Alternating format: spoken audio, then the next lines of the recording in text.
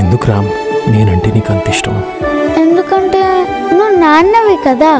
Watch our film Anaganaga, streaming now only on ETV Win.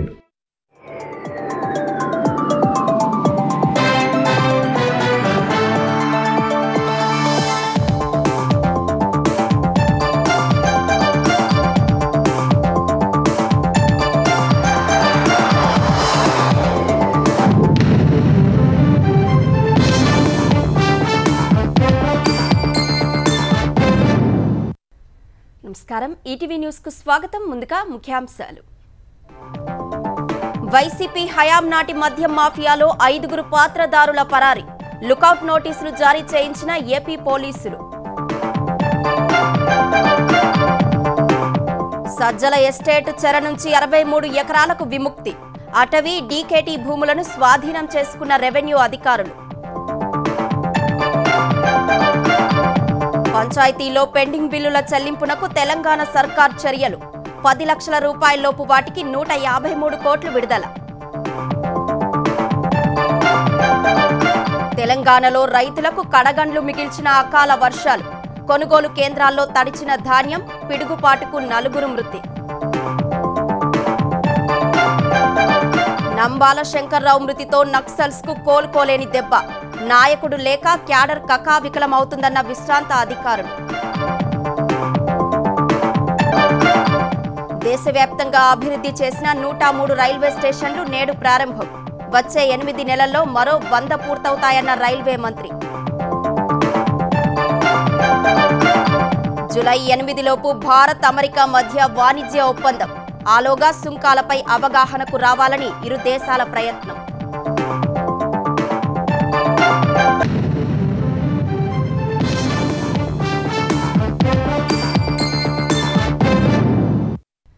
YCP హయాం నాటి మద్యం మాఫియాలో మరికొందరు పాత్రదారుల కోసం పోలీసులు గాలిస్తున్నారు. మద్యం ముడుపుల సొమ్మును హవాలా మార్గంలో విదేశాలకు తరలించడంలో కీలకంగా వ్యవహరించిన 5 విదేశాలకు చెక్కేగా వారిపై పోలీసులు లుకౌట్ నోటీసులు జారీ చేశారు.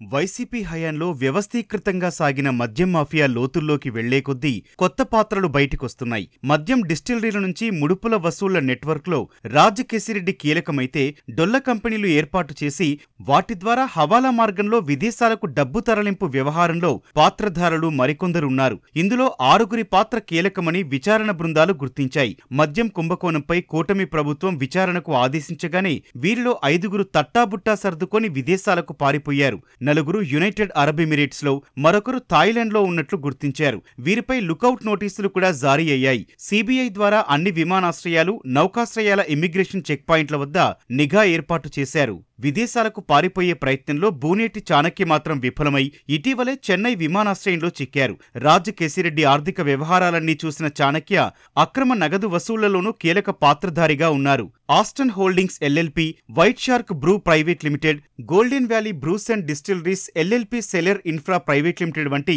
డొల్ల కంపెనీల కార్యకలాపాలు చూసేవారు. పరారీలో ఉన్నవారిలో ప్రముఖంగా చెప్పుకోవాల్సింది రాజకేశిరెడ్డికి ప్రధాన అనుచరుడు కిరణ్ కుమార్ రెడ్డి. తిరుపతికి చెందిన ఓ కానిస్టేబుల్ కుమారుడైన కిరణ్ కుమార్ రెడ్డి హైదరాబాద్ లో డీకార్ట్ లాజిస్టిక్స్ ఏర్పాటు చేసి తర్వాత మద్యం మాఫియాలోకి ప్రవేశించారు. Tekcar innovations, Airark space technologies, Texi smart mobility, Dkart logistics, Niran design, Tekcar technologies, Kkart logistics, Tekcar exports and imports వంటి 8 డొల్ల కంపెనీలు ఏర్పాటు చేశారు. ఆ కంపెనీల ద్వారా కోట్ల సొమ్మును విదేశాలకు తరలించడంలో కీలక పాత్ర పోషించారు. మద్యం ముడుపుల సొమ్ము వసూల్లో కీలకంగా వ్యవహరించిన సైఫ్ అహ్మద్ కూడా పరారీలో ఉన్నారు. శ్రీకాళహస్తికి చెందిన సైఫ్ అహ్మద్ రాజకేశిరెడ్డి సూచనలకు అనుగుణంగా డిస్టిలరీల నుంచి సొమ్ములు వసూలు చేసి వాటిని భద్రపరచడంలో కీలకంగా వ్యవహరించారు.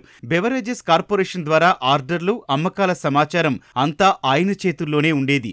ఏ కంపెనీ నుంచి ఎంత రావాలనే లెక్కలన్నీ సైఫ్ వద్దే ఉండేవి. Fly Pigeon digital technologies private limited అనే డొల్ల సంస్థకు డైరెక్టర్ గా వ్యవహరించారు. సికింద్రాబాద్ లోని టీచర్స్ కాలనీకి చెందిన వరుణ్ కుమార్ లీలా డిస్టిలరీస్ కు ఆంధ్రప్రదేశ్ హెడ్ గా వ్యవహరించారు. డిస్టిలరీకి సంబంధించిన సబ్ లీజులు, మద్యం ఉత్పత్తి, బ్యాంకు లావాదేవీలు సహా అన్ని రకాల వ్యాపార కార్యకలాపాలు ఆయనే చూశారు. మద్యం మాఫియాలో మరో కీలకమైన వ్యక్తి బొల్లారం శివకుమార్. అదాన్ డిస్టిలరీ డైరెక్టర్ గా ఉన్న ఆయన సొంత మద్యం బ్రాండ్ల ద్వారా భారీ అమ్మకాలు చేసి పెద్ద ఎత్తున ముడుపులు పంపిణీ చేశారు. నిధుల సర్దుబాటు, ఇతర ఆర్థిక లావాదేవీలన్నీ ఆయన కనుసన్నల్లోనే సాగాయి. ఇక మద్యం ముడుపుల సొమ్మును తరలించడంలో ప్రధాన పాత్ర అవినాష్ రెడ్డి అలియా సుమిత్.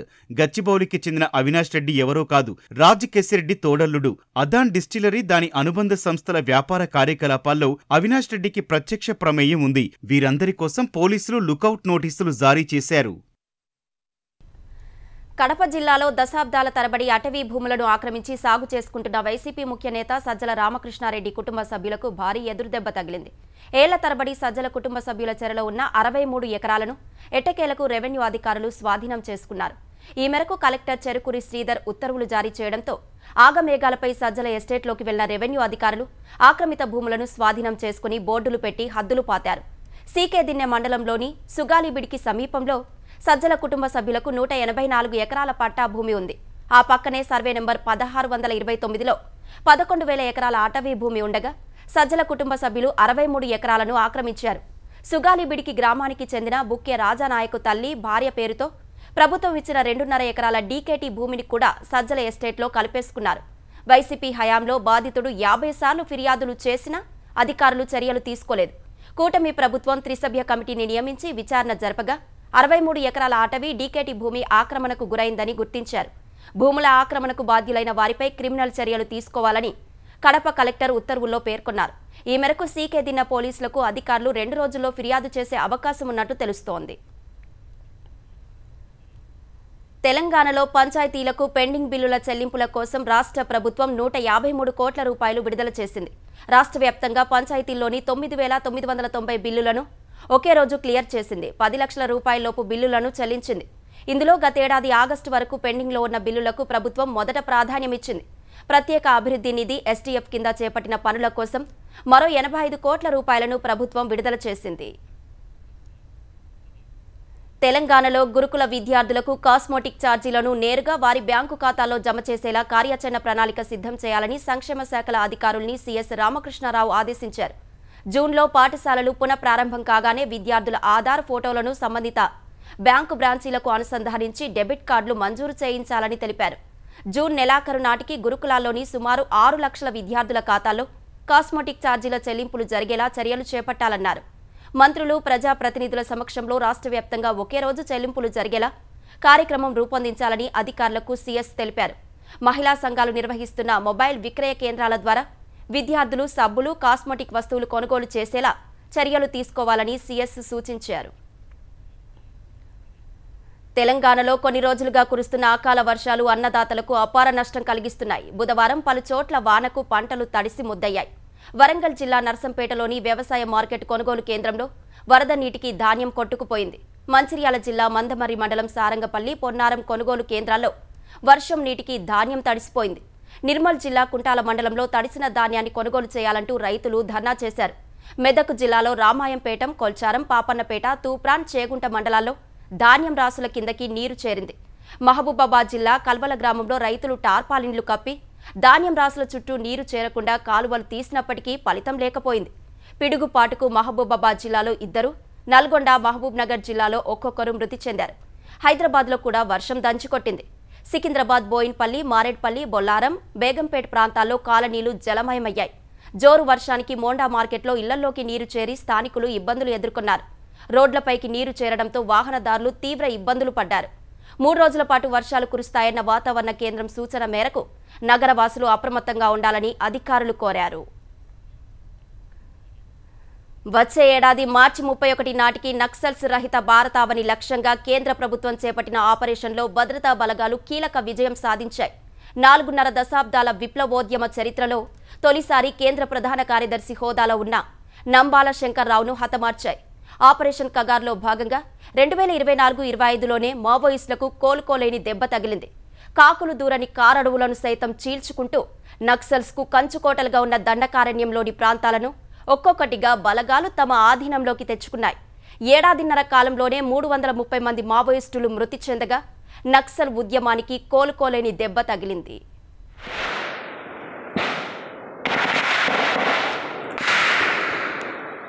దశాబ్దాల పాటు ఎత్తుకు పై ఎత్తులు, వ్యూహ ప్రతివ్యూహాలతో మావోయిస్టులు, భద్రతా బలగాల మధ్య దండకారణ్యంలో సాగుతోన్న పోరు ఒకెత్తైతే నక్సల్ మిషన్ 2026 మరో ఎత్తుగా నిలిచింది. వామపక్ష తీవ్రవాదంపై యుద్ధం ప్రకటించిన భద్రతా బలగాలు నక్సల్స్ ఇలాకా అయిన అబూజ్మడ్లోనూ గతేడాది కాలు మోపాయి. 2024లో దండకారణ్యంలో మావోయిస్టుల సంచారంపై ఉక్కుపాదం మోపేలా భద్రతా బలగాలు ప్రతి అడుగు వ్యూహాత్మకంగా వేస్తూ వచ్చాయి. మావోయిస్టులకు ప్రధాన స్థావరాలుగా ఉన్న బీజాపూర్, సుక్మా, నారాయణపూర్, అబూజ్మడ్ ప్రాంతాల్లో ముమ్మర కూంబింగ్లతో మావోయిస్టులను ఉక్కిరిబిక్కిరి చేశారు. మావోయిస్టులకు పెట్టని కోటలుగా ఉన్న దండకారణ్యంలోని ప్రాంతాల్లోనూ పాగా వేసుకుంటూ ఆపరేషన్ కొనసాగించారు. ఇక మావోయిస్టులకు ప్రధాన కేంద్రంగా ఉన్న కర్రెగుట్టలను జల్లెడ పట్టేందుకు ఏకంగా 24,000 మంది భద్రతా బలగాలను రంగంలోకి దింపి ఆపరేషన్ చేపట్టారు. 20 రోజుల పాటు సాగిన ఈ ఆపరేషన్లో 30 మందికి పైగా మావోయిస్టులు మృత్యువాత పడ్డారు.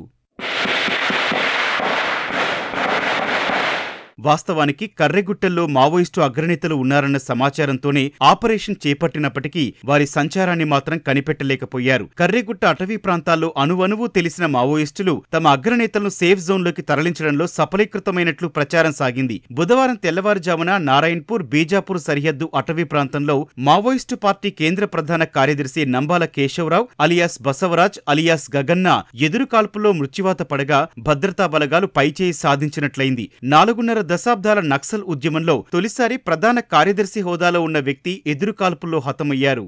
मुठभेड़ के उपरांत इलाका का सर्चिंग के दौरान कुल 27 माओवादियों का डेड बॉडी बरामद की गए थे। इसमें जो माओवादियों का जनरल सेक्रेटरी, जो सीपीएम माओवादी संगठन के सबसे जो प्रमुख है, जो बसवराजू उर्फ बीआर दादा उर्फ गंगन्ना, उनका शव भी आज की मुठभेड़ के पश्चात जो डीआरजी टीम्स ने रिकवर की गए थे। इस मुठभेड़ के दौरान हमारा एक डीआरजी के साथी नक्सलियों से बहादुरी से लड़ते हुए वीर गति प्राप्त किया और इस मुठभेड़ में हमारा कुछ डीआरजी के जवान का अलग अलग जैसा आईडी ब्लास्ट या स्प्लिंटर इंजरी इस प्रकार का चोट आए थे। उन सबको सेफ इलाके के लिए इवैक्यूएशन की गए थे। अभी उन सभी जवान का इलाज जारी है और सभी खतरा से बाहर है और अन्य आसपास इलाका में अभी सर्च अभियान जारी है। 2024 జనవరిలో మొదలుపెట్టిన నక్సల్ మిషన్ 2026ను భద్రతా బలగాలు అత్యంత ప్రతిష్టాత్మకంగా తీసుకున్నాయి. మావోయిస్టుల కోసం వేట సాగించేందుకు అత్యాధునిక సాంకేతిక పరిజ్ఞానాన్ని ఉపయోగించాయి. డ్రోన్లు, హెలికాప్టర్ల వినియోగంతో కీకారణ్యంలోనూ మావోయిస్టుల జాడ తెలుసుకుని విరుచుకుపడ్డాయి. దండకారణ్యంలో ఏడాదికి పైగా హోరాహోరీగా సాగిన పోరులో చివరకు భద్రతా బలగాలే పైచేయి సాధించాయి. కేశవరావు మృతితో నక్సల్స్ కు కోలుకోలేని దెబ్బ తగిలిందని విశ్రాంత అధికారులు చెబుతున్నారు. మధ్య వరుసగా ఎన్కౌంటర్స్ అవుతున్నాయి. ఇతను పార్టీ జనరల్ సెక్రటరీ అంటే నెంబర్ 1 మ్యాన్ ఎన్కౌంటర్లో మరణించడం చాలా తీవ్రమైన నష్టం పార్టీకి. అంటే నాయకుడు చనిపోతే డిమోరలైజ్, కాడర్ అంతా డిమోరలైజ్ అవుతుంది. ఇప్పటికే డిమోరలైజ్ అయ్యారు, చాలా మంది సరెండర్ అయ్యారు, చాలా మంది అరెస్ట్ అయ్యారు, చాలా ఎన్కౌంటర్ జరిగాయి ఈ మధ్యన పెద్ద వాళ్ళు కూడా. సో ఆ బ్యాక్గ్రౌండ్లో చూసుకుంటే ఇది చాలా కోలుకోని దెబ్బండి. 2024లో జరిగిన ఎన్కౌంటర్లలో 215 మంది మావోయిస్టులు మృతి చెందారు. ఈ ఏడాది జనవరి నుంచి మే 21 వరకు 115 మంది హతమయ్యారు. మొత్తంగా మావోయిస్టు పార్టీ చరిత్రలో ఏడాదిన్నర కాలంలోనే 330 మంది మావోయిస్టులు మృతి చెందడం ఇదే మొదటిసారి. మహారాష్ట్రలోని గచ్చిరోలి జిల్లాలో పోలీసులు 5 మావోయిస్టులను అరెస్టు చేశారు. బామ్రాఘాట్ తాలూకా లాహోరీ పోలీస్ స్టేషన్ పరిధిలోని బీనాగూడ గ్రామ పరిసరాల్లోని అడవుల్లో 40 నుంచి 50 మంది మావోయిస్టులు సమావేశం అవుతున్నారనే సమాచారంతో పోలీసులు, సిఆర్పీఎఫ్ దళాలు ఈ నెల 18 నుంచి గాలింపు చేపట్టారు. మావోయిస్టులు బీనాగూడ గ్రామంలో ఉన్నారనే సమాచారంతో మంగళవారం గ్రామాన్ని చుట్టుముట్టి అనుమానితులను అదుపులోకి తీసుకున్నారు. వారిలో 3 మహిళా మావోయిస్టులు, 2 మైనర్లు ఉన్నారు. ఈ 5గురిపై మహారాష్ట్ర ప్రభుత్వం 36 లక్షల రివార్డు ప్రకటించింది. అరెస్టైన వారిలో ఉండి హోయం ఉరఫ్ సుమాలి, పల్లవి మీడియం ఉరఫ్ బండి, దేవే పోడియం ఉరఫ్ సవిత ఉన్నారు. వీరందరూ ఛత్తీస్గఢ్ బీజాపూర్ జిల్లాకు చెందినవారు. ఉండి హోయం డీవీసీఎం సభ్యురాలుగా, పల్లవి అసిస్టెంట్ కమిటీ సభ్యురాలుగా కొనసాగుతున్నారు. అదుపులోకి తీసుకున్న వారిని గడ్చిరోలి జిల్లా పోలీసు కార్యాలయానికి తీసుకొచ్చారు. వారి నుంచి ఆయుధాలను స్వాధీనం చేసుకున్నట్లు ఎస్పీ నీలోత్పల్ వివరించారు. అమృత్ భారత్ స్టేషన్ పథకంలో భాగంగా దేశవ్యాప్తంగా అభివృద్ధి చేసిన పలు రైల్వే స్టేషన్లను ప్రధాని నరేంద్ర మోదీ నేడు ప్రారంభించనున్నారు. 18 రాష్ట్రాలు, కేంద్రపాలిత ప్రాంతాల్లోని 86 జిల్లాల్లో ఆధునీకరించిన 103 రైల్వే స్టేషన్లను ప్రధాని మోదీ వర్చువల్గా ప్రారంభిస్తారు. ఇవాళ రాజస్థాన్ పర్యటనకు వెళ్లనున్న మోదీ అక్కడి నుంచి అమృత్ స్టేషన్లను వర్చువల్గా ప్రారంభించనున్నారు. ఆంధ్రప్రదేశ్లోని సూళ్లూరుపేట, తెలంగాణలోని బేగంపేట్, కరీంనగర్, వరంగల్ స్టేషన్లు ఈ జాబితాలో ఉన్నాయి. ఉత్తరప్రదేశ్లో 19, గుజరాత్లో 18, మహారాష్ట్రలో 15, రాజస్థాన్లో 8 సహా మొత్తం 103 స్టేషన్లను ప్రధాని ప్రారంభిస్తారు. అమృత్ స్టేషన్లు ప్రయాణికులకు సౌకర్యాలతో పాటు కనెక్టివిటీని పెంచుతాయని ప్రధాని ఎక్స్ వేదికగా పేర్కొన్నారు.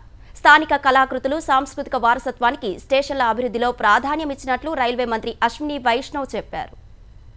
Honorable Prime Minister will inaugurate the first batch of 103 stations spread throughout the country. Everywhere our attempt has been to incorporate the local architecture, the cultural heritage of the area, so that the stations are built for 50 years, they can keep serving the people for the next 50 years. After this large batch of 103 stations, another 100 stations will be ready in the coming 8 months, and then by 2027 about 500 stations will be ready. ఆంధ్రప్రదేశ్లో ప్రపంచ స్థాయి విమానాశ్రయాలను అభివృద్ధి చేయాలని ప్రణాళికలు రూపొందిస్తున్నట్లు ముఖ్యమంత్రి చంద్రబాబు తెలిపారు. బెంగళూరులోని కెంపెగౌడ అంతర్జాతీయ విమానాశ్రయంలో కొత్తగా అభివృద్ధి చేసిన టెర్మినల్ 2ను ఆయన సందర్శించారు. దేశీయ, అంతర్జాతీయ ప్రయాణికులకు అందుబాటులో ఉన్న సౌకర్యాలను విమానాశ్రయ సీఈఓ హరిమారర్ అధికారులు సీఎంకు వివరించారు. బెంగళూరు విమానాశ్రయం టెర్మినల్ 2 సహజ వాతావరణం మధ్య అత్యాధునిక సౌకర్యాలతో అభివృద్ధి చేయడం ఆకట్టుకుందని చంద్రబాబు చెప్పారు. విమానాశ్రయంలో సహజ ఉద్యానవనాన్ని ఏకీకృతం చేయడం ఆకర్షణీయంగా ఉందని అభిప్రాయపడ్డారు. విమానాశ్రయాన్ని మల్టీ మోడల్ ట్రాన్సిట్ హబ్గాను, పర్యావరణ అనుకూల వాతావరణంలో రూపొందించడం ప్రశంసనీయమని ఎక్స్లో పేర్కొన్నారు. విశాఖ స్టీల్ ప్లాంటులో విధుల నుంచి తప్పించిన 2000 మంది కాంట్రాక్టు కార్మికులను తిరిగి తీసుకోవాలంటూ ఆంధ్రప్రదేశ్ పీసీసీ అధ్యక్షురాలు షర్మిల చేపట్టిన ఆమరణ నిరాహార దీక్షను పోలీసులు భగ్నం చేశారు. స్టీల్ ప్లాంట్ ధర్నా శిబిరంలో బుధవారం మధ్యాహ్నం 1 గంటకు నిరాహార దీక్షకు కూర్చున్న షర్మిలను రాత్రి 10 గంటల సమయంలో అక్కడి నుంచి తరలించారు. దీక్షా శిబిరం నుంచి షర్మిలను తీసుకెళ్తుండగా స్టీల్ ప్లాంట్ కార్మికులు, కాంగ్రెస్ కార్యకర్తలు అడ్డుకున్నారు. పోలీసులు వారిని చెదరగొట్టి షర్మిలను విశాఖ విమానాశ్రయానికి తరలించారు. అక్కడి నుంచి ఆమె హైదరాబాద్ చేరుకున్నారు. కృష్ణా జలాలతో రాష్ట్రాన్ని సస్యశ్యామలం చేయడమే ప్రభుత్వ లక్ష్యమని తెలంగాణ నీటిపారుదల శాఖ మంత్రి ఉత్తమ్ కుమార్ రెడ్డి అన్నారు. బీఆర్ఎస్ పాలనలో కృష్ణా జలాల పంపకాల్లో తెలంగాణకు తీరని అన్యాయం జరిగిందన్నారు. పాలమూరు రంగారెడ్డి ప్రాజెక్టుకు నీటి కేటాయింపులు సాధించలేకపోయారని విమర్శించారు. సూర్యాపేట జిల్లా హుజూర్ నగర్, కోదాడ నియోజకవర్గాల్లో మంత్రి ఉత్తమ్ కుమార్ రెడ్డి పలు అభివృద్ధి కార్యక్రమాలను ప్రారంభించారు. చింతలపాలెం మండలం అంజలి సిమెంట్ ఆడిటోరియంలో Rajiv Gandhi lift irrigation scheme, Muktyala branch canal, Nakkagudem lift irrigation స్కీమ్ల పనుల పురోగతిపై సమీక్ష నిర్వహించారు. కాళేశ్వరం పేరుతో 1,00,000 కోట్ల ప్రజాధనం దుర్వినియోగమైందని, అవే నిధులతో కృష్ణానదిపై భీమా, నెట్టెంపాడు, కోయిల్ సాగర్, కల్వకుర్తి, డిండి, ఎస్ఎల్బీసీ టన్నెల్ పూర్తయ్యేవని ఉత్తమ్ చెప్పారు. గతంలో బీఆర్ఎస్లో ఉన్నప్పుడు కృష్ణా నదీ జలాల్లో 66% ఆంధ్రాకి, 34% తెలంగాణకి లిఖిత పూర్వకంగా గత ప్రభుత్వంలో ఆ పెద్ద మనుషులు ఒప్పుకున్నారు. అది తెలంగాణకి తీవ్రమైన అన్యాయం. వచ్చి ఇట్లా కుదరదు, కృష్ణా నదీ జలాల్లో 70% తెలంగాణకు రావాలి, 30% ఆంధ్రాకి పోవాలి, మీరు క్యాచ్మెంట్ ఏరియా కానీ ఏ విధంగా అసెస్ చేసినా అని చెప్పి మేము బ్రిజేష్ ట్రిబ్యునల్లో ఢిల్లీలో వాదనలు వినిపించడమే కాకుండా ఆ ఇష్యూని తిరిగి రీఓపెన్ చేయించినాం. పాలన చేతకాక రేవంత్ సర్కార్ రైతులను కన్నీళ్లు పెట్టిస్తోందని మాజీ మంత్రి హరీష్ రావు విమర్శించారు. వానాకాలం సమీపిస్తున్నా పచ్చిరొట్ట, జనుము, జీలుగ విత్తనాలు ఇప్పటివరకు ఎక్కడా పంపిణీ చేయలేదని మండిపడ్డారు. ఆంధ్రప్రదేశ్ ప్రభుత్వం ఇప్పటికే పచ్చిరొట్ట విత్తనాలు, ఎరువుల కోసం టెండర్లు పిలిచి అవసరమైన నిల్వలు సమకూర్చుకుందన్న ఆయన, రేవంత్ ప్రభుత్వం మాత్రం మొక్కుబడిగా విత్తనాలు సేకరించిందన్నారు. రైతు బీమాకు చెల్లించాల్సిన ప్రీమియం డబ్బు ఫిబ్రవరి దాటినా చెల్లించకపోవడం వల్ల అన్నదాతలు మరణిస్తే పరిహారం అందని పరిస్థితి నెలకొందని ఆందోళన వ్యక్తం చేశారు. సకాలంలో విత్తనాలు, ఎరువులు అందుబాటులో ఉంచకుంటే పోరాటం తప్పదని ఆయన హెచ్చరించారు. రైతులకు మోసం చేసిన దగాకోర్ ప్రభుత్వం ఈ కాంగ్రెస్ ప్రభుత్వం. ఏంది మీరు రైతులకు చేసింది? ఒక్కటన్నా అడుగుతున్నాను, ఏది? రైతు బంధు ఇయ్యరు, రైతు బీమా ఇయ్యరు, బోనస్ పైసలు ఇయ్యరు, తడిసిన వడ్లు కొనరు, విత్తనాల ధరలు పెంచుతారు. ఏంది మీరు చేసింది రైతులకు? బడ్జెట్ ప్రసంగంలో బట్టి విక్రమార్క చెప్పిండు, పంటల బీమా పథకం ఈ సంవత్సరమే ప్రవేశపెట్టమన్నారు. ఎప్పుడు పెడతారు? ఏడాది అర్థమైపోయాయి. జొన్నలు కొన్న రైతులకు ఇప్పటిదాకా ఈ రాష్ట్ర ప్రభుత్వం ₹1 కూడా ఇయ్యలే. ఒక సంగారెడ్డి జిల్లాలోనే 72 కోట్ల రూపాయలు జొన్న రైతులకు ప్రభుత్వం బాకీ పడ్డది. ఇక ఉత్తమ్ కుమార్ రెడ్డి మాట్లాడితే 48 గంటల్లో పైసలు ఇస్తున్నాం. 48 రోజులు అయిపోయింది ఆయన. భారత్, అమెరికా జూలై 8లోపు మధ్యంతర వాణిజ్య ఒప్పందాన్ని ప్రకటించే అవకాశం ఉందని తెలుస్తోంది. దేశీయ ఉత్పత్తులపై ప్రకటించిన 26% ట్యారిఫ్ నుంచి పూర్తి మినహాయింపునివ్వాలని వాణిజ్య చర్చల్లో భాగంగా అమెరికాను భారత్ కోరుతున్నట్లు సంబంధిత అధికారులు తెలిపారు. 26% సుంకం, 10% ప్రాథమిక సుంకం భారత ఉత్పత్తులపై పడకుండా చూడడానికే ప్రయత్నిస్తున్నామని చెప్పారు.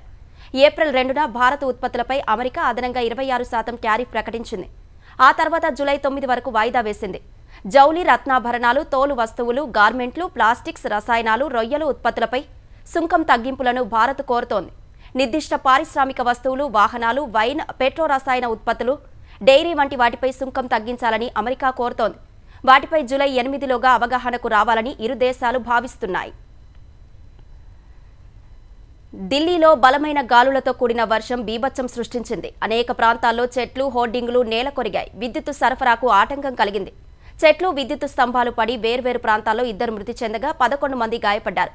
లోధి రోడ్డు పైవంతెన సమీపంలో ట్రై సైకిల్పై వెళ్తున్న దివ్యాంగుడిపై విద్యుత్ స్తంభం పడగా అక్కడికక్కడే మృతి చెందాడు. గోకుల్పురి ప్రాంతంలో చెట్టు పడి ఓ యువకుడు ప్రాణాలు కోల్పోయారు. ముఖర్జీనగర్ సమీపంలో పాదాచార్ల వంతెనకు సంబంధించిన ఓ భాగం ఊడిపడి 6 గాయపడ్డారు.